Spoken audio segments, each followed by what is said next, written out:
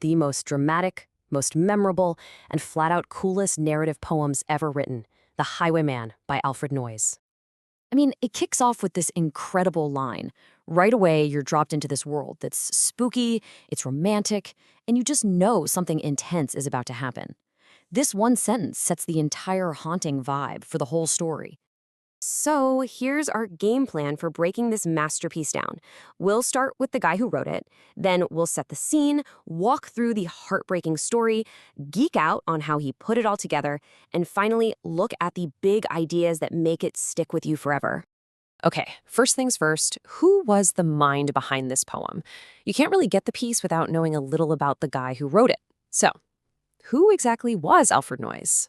So Alfred Noyes, he was a British writer, and let me tell you, he was a huge deal back in his day. He was all about that traditional lyrical style of poetry, you know, the kind that feels like it could be a song. The Highwayman from 1906 was his absolute smash hit. But he wasn't a one-trick pony. He also wrote some really powerful anti-war poems, which just goes to show you the kind of range he had. And just so you know where we're getting this, it comes directly from the source material about his life, giving us a really solid glimpse into the man behind the verses. All right, we know the author. Now let's jump into the world he built for us. Because every great story, and I mean every great story, needs the right atmosphere and some juicy conflict. Noyes totally delivers on both. So what we're dealing with here is a ballad.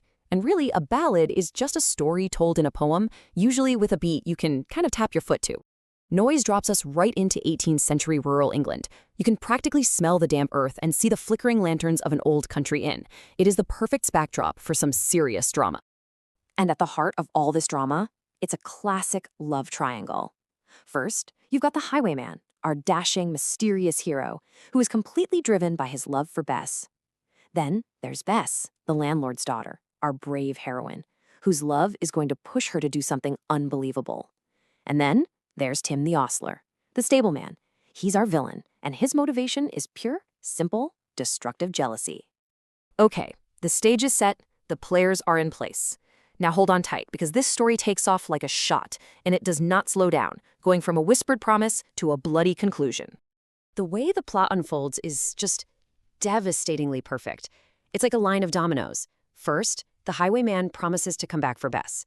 That promise is overheard by jealous Tim, who then betrays them. Domino number 3, the soldiers set a trap.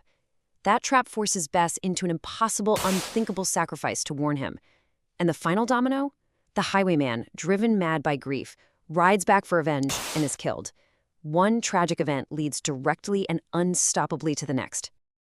And this is the promise that kicks everything into motion. Talk about romantic. It's so bold and confident. But it's also a fateful vow.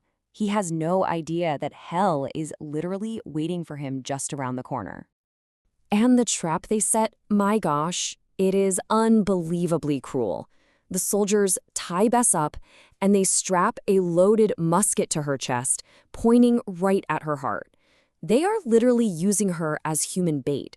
Her only way to warn the man she loves is to pull the trigger on herself. The tension in the scene is just absolutely suffocating. And then we get this line, her musket shattered the moonlight. That's it. That's the climax of the whole poem. In that one explosive moment, everything, the love, the sacrifice, the tragedy, it all collides. She makes her choice. And that gunshot is both a warning and her death knell. It's just a gut punch of an image. So the story is obviously incredible, right? But what makes this poem a true masterpiece isn't just what happens, it's how Noyes tells the story. So let's get into the nitty-gritty of his craft. Yeah, seriously, how does he do it? How does he make us feel all of this so intensely? It's not just the plot that gets us. It's the language he chooses, the rhythm he creates, the pictures he paints in your head. It's kind of like magic. Well, he basically pulls out every tool in the poet's toolbox. He uses metaphors and similes to paint these incredible scenes. He uses things like onomatopoeia, words that sound like what they are, and alliteration to make the poem sound amazing when read aloud. But the real secret weapon, it's the rhythm, that constant, driving, galloping rhythm. It feels just like a horse's hooves on a dark road, and it builds the suspense like crazy. It's the very heartbeat of the poem. Take a look at this metaphor. The road was a ribbon of moonlight.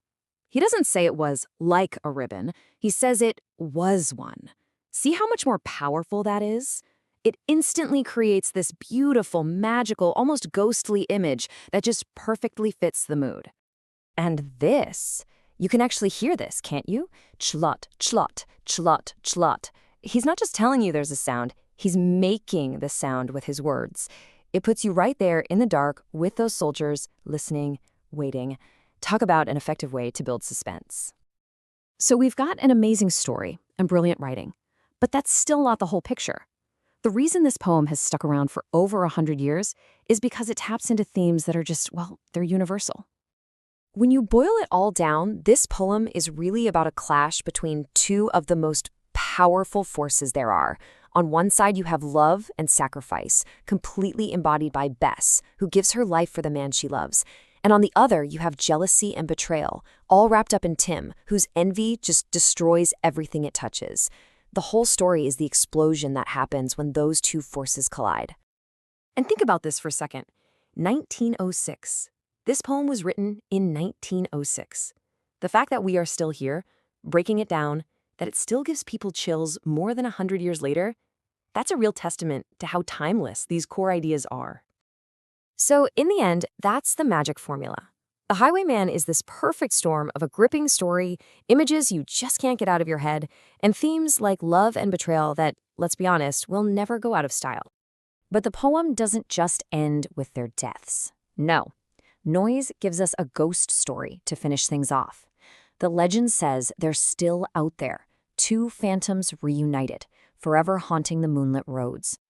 It's such a chilling final image, and it leaves you with a question. Can a love that powerful ever really die?